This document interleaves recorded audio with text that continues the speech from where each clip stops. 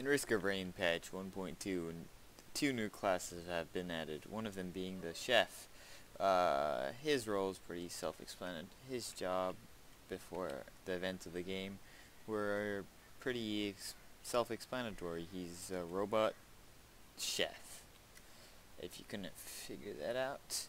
His first ability is called Dice. It throws a cleaver in a line, doing 100% damage, which is pretty standard. But the nice thing about this ability is that it comes back to you. Like you can see here, it comes back either direction, and even if you jump up or down, it still comes back at you.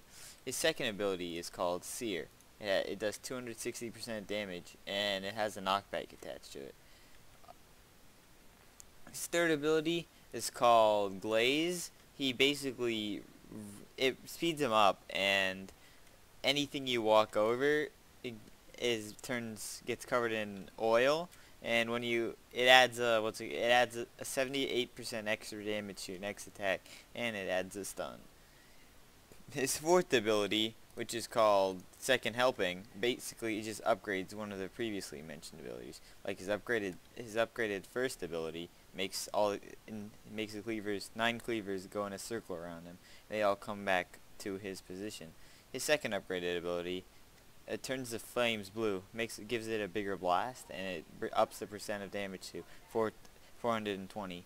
His third upgraded ability basically just makes you go further with the oil spill. Further with the oil. So if I can, no, I got a green item there, but one of the nicer items added this patch is a hoopoe feather, which basically just gives you another jump.